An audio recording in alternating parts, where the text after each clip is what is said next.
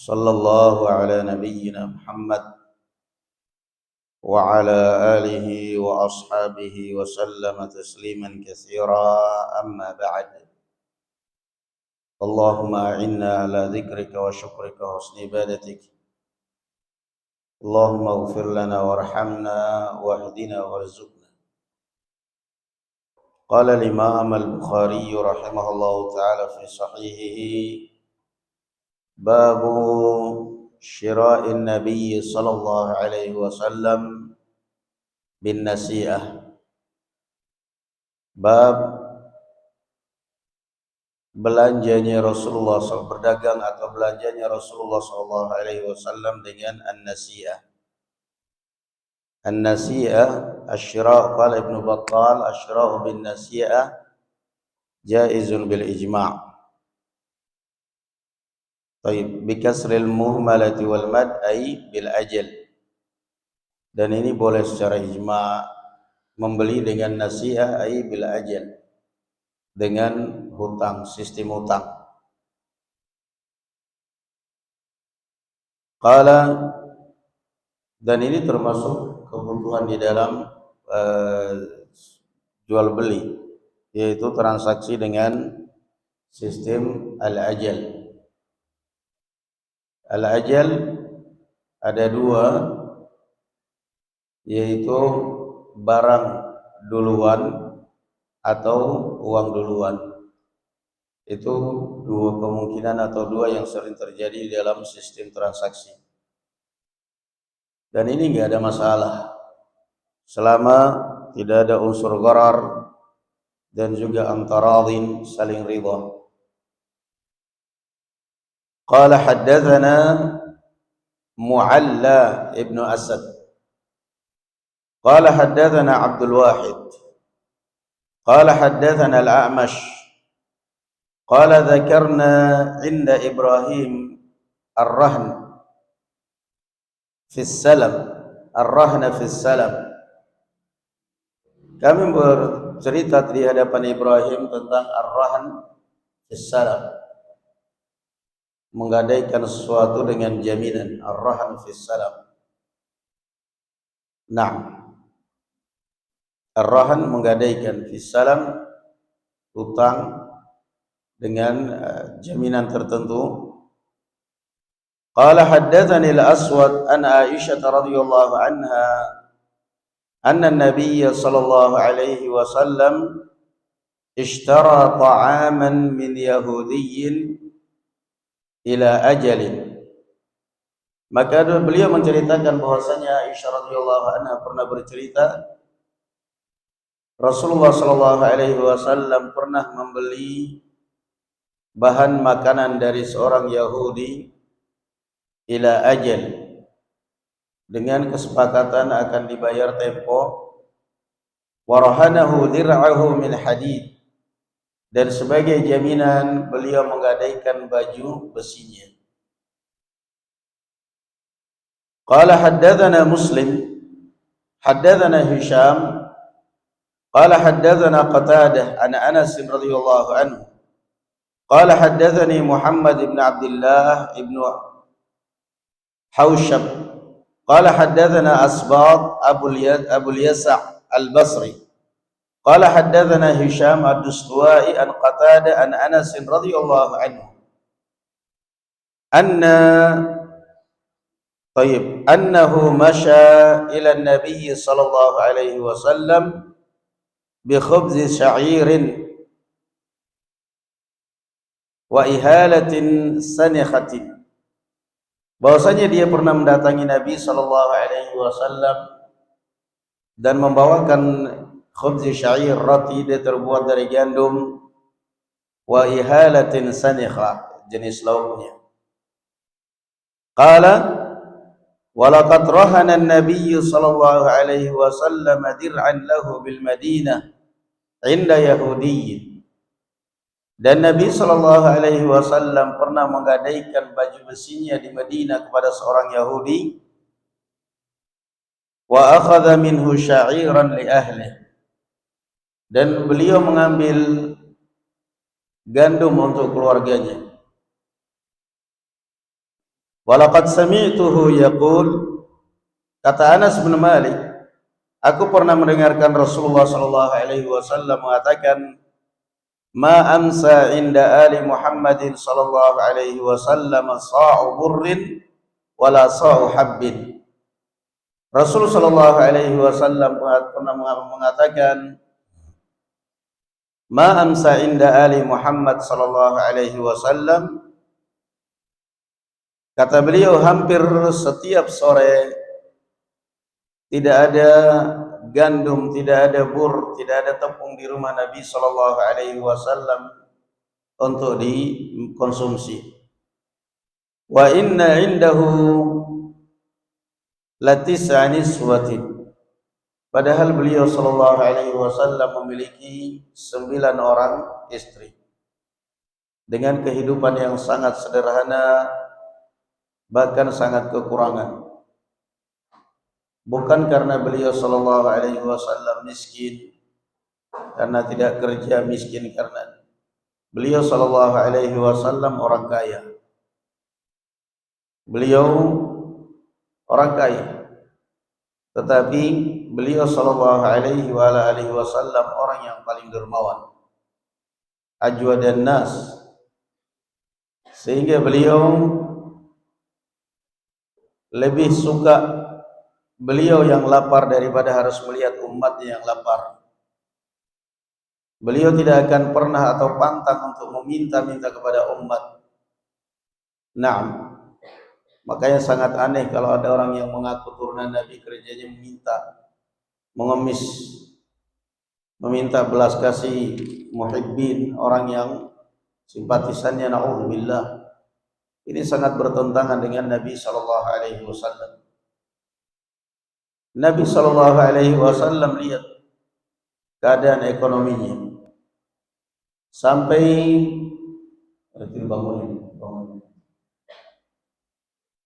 beliau menggadaikan baju besinya dengan barakallahu fikum gandum untuk dimakan. Dalam keadaan beliau memiliki 9 orang istri, beliau sampai kadang, kata Aisyah radhiyallahu anha, 3 bulan enggak pernah bisa dinyalakan api di rumahnya karena enggak ada yang dimasak.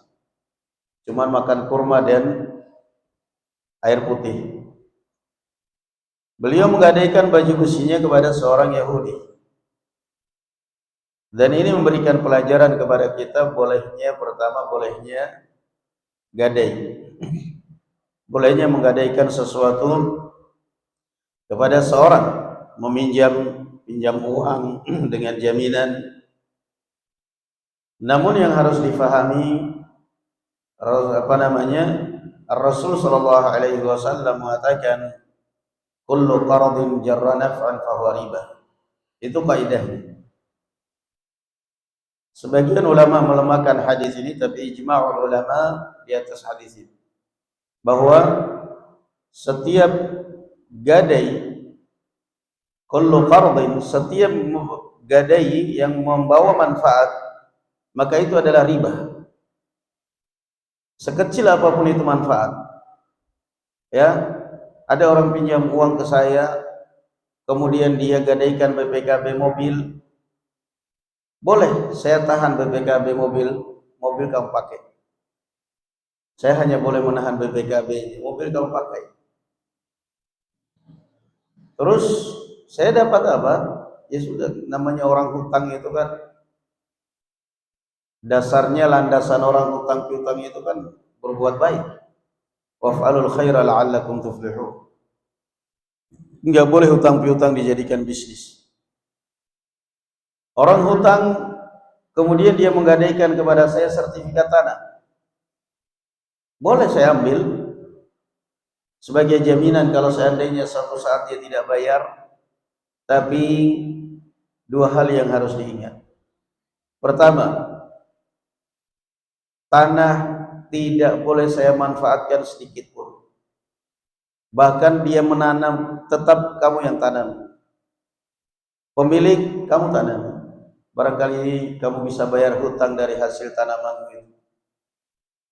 Ya udah nanti saya tanamin, nanti bapak saya kasih 1/4. Enggak boleh, enggak ada. Itu riba namanya. Itu sama aja riba. Namanya mengakali riba.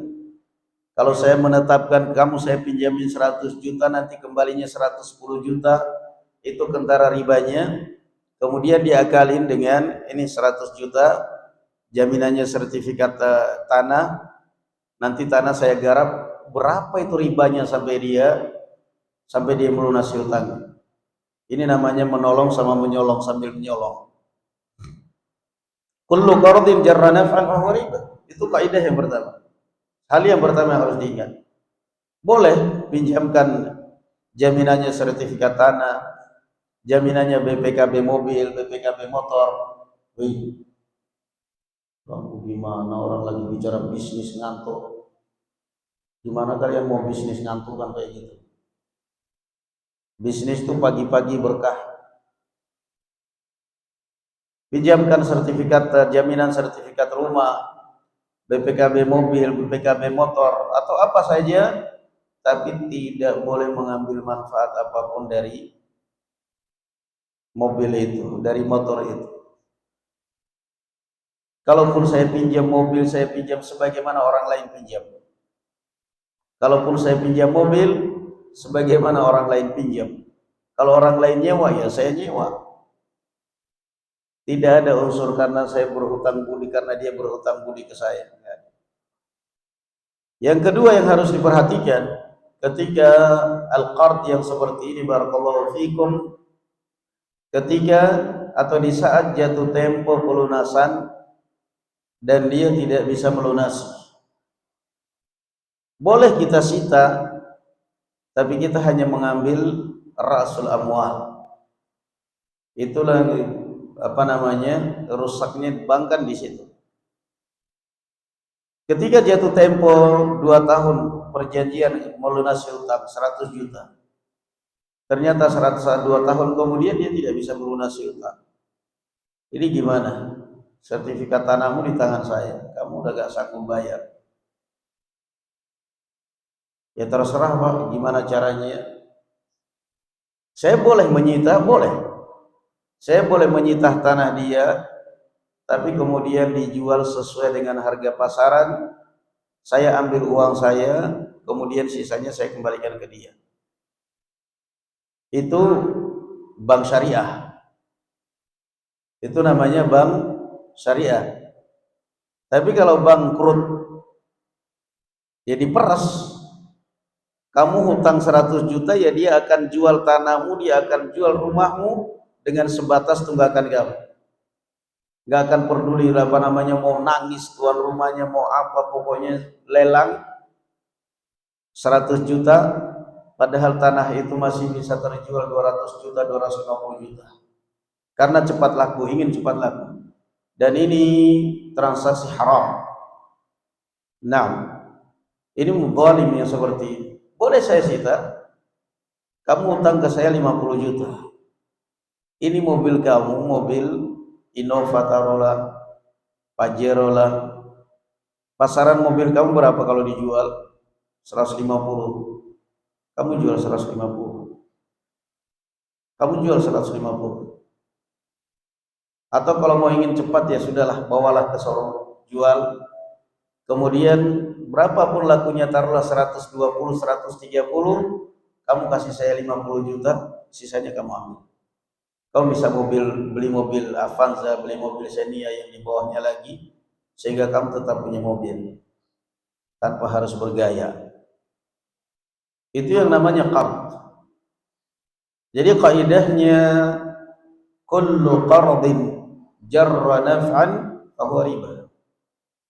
Setiap gadai meminjamkan sesuatu dengan jaminan lalu mendapatkan manfaat dari jaminan tersebut, maka itu adalah riba. Jadi tetap saya hanya megang sertifikat sawah, saya hanya megang sertifikat tanah. Pinjam berapa? 100 juta, ini 100 juta. Sini sertifikat tanah kamu. Terus siapa yang garap? Ya kamu lah, untuk tanah kamu. Tanah kamu kasih saya 100 sekian persen. Tidak ada sekian-sekian, itu sudah riba. Tetap kamu yang kerjain, kamu yang garap. Contoh kecil aja, saya mau pinjamin kamu 100 juta jaminan BPKB mobil, tapi saya minta syarat saya ditraktir makan sate, dengan syarat saya diantar ke sana, dengan syarat la kullu qardin jarra naf'an fa huwa riba. Setiap utang piutang atau kredit yang membawa manfaat yang syaratnya ada manfaat tertentu, riba. Sudah selesai. Kasih 100 juta, ini uang 100 juta, sini BPKB mobil kamu, apa namanya, saya ambil, udah pulang, selesai. Tanda tangan semuanya. Kemudian waktu penyitaan pun seperti itu. Bukan kita yang jual, kamu jual. Rumah kamu jual sesuai harga pasaran. Berapa pasaran rumahmu di sini? Kamu jual rumah kamu 300 juta, ya kamu jual 300 juta, mudah-mudahan laku cepat. Atau kalau enggak ya kamu jual 260 lah, biar cepat laku. Toh kamu masih banyak, kamu jual 260, kamu kasih saya 100 juta, kamu masih ada pegangan 160 juta. Coba kalau kamu disita sama bank, dilelang kamu habis. Dijual hanya 100 juta atau 100 berapa lah, pokoknya yang penting bank dia jangan sampai rusak namanya di pusat, jangan sampai terindikasi bahwa dia memberikan kredit fiktif atau ada kelalaian dari pincanya memberikan kredit kepada orang yang jelas-jelas gak sanggup, gak mampu. Dia tetap akan mempertahankan nama baik. Yang kedua di dalam hadis ini, jadi sekali lagi barakallahu fikum, itu boleh. Rasulullah SAW pernah melakukan transaksi utang piutang dengan jaminan. Utang gandum jaminannya baju besi, boleh. Utang duit jaminannya apa, sesuatu yang berharga, yang penting jangan emas. Kalau emas termasuk barang ribawi. Rasul sallallahu alaihi wasallam mengatakan illa ha'an bihain yadan biyadin. Boleh transaksinya tapi ha'an bihain, yakni bayar cash, ambil barang bayar dari tangan ke tangan, enggak boleh dikreditkan. Enggak boleh dikreditkan, enggak boleh dijadikan jaminan. Jual-jual udah, nanti beli lagi. Tapi kalau yang lain seperti kebun, rumah, BPKB boleh. Kemudian di dalam hadis ini, kenapa Rasul kok menggadaikannya kepada Yahudi? Di sini ada beberapa pelajaran disebutkan oleh para ulama. Yang pertama, beliau adalah orang Nabi, beliau adalah orang yang tidak bakal pernah membebani umatnya. Dan ini pelajaran. Kata Ali bin Abi Thalib radhiyallahu anhu, kerjaan paling menyiksa itu berharap dari orang. Kerjaan paling menyiksa berharap dari orang. Saya pikir orang ini bakal baik ke saya, ternyata paling nyiksa. Mending berharap kepada Allah. Beliau gak bakal membebani umat. Karena apa? Gak akan mungkin ada seorang muslim setega itu mau menggadaikan baju berisi Rasul sallallahu alaihi wasallam. Masa iya Abu Bakar mau menggadaikan baju besinya Rasulullah, menantunya? Masa iya Utsman bin Affan mau menggadaikan baju besinya Rasulullah, mertuanya? Masa iya Abdurrahman bin Auf? Enggak tega. Paling-paling ujung-ujungnya udah ambil aja ya Rasulullah, ambil. Gratis. Senang kalau orang zaman sekarang. Gratisan. Mental beliau enggak seperti itu. Beliau tahu kalau saya gadaikan kepada para sahabat, gratis, dapatnya gratis. Kan lumayan. Beliau enggak. Maka beliau sengaja cari orang Yahudi yang terkenal bakhil, pelit, kelas kakap. Orang paling pelit di dunia ini Yahudi.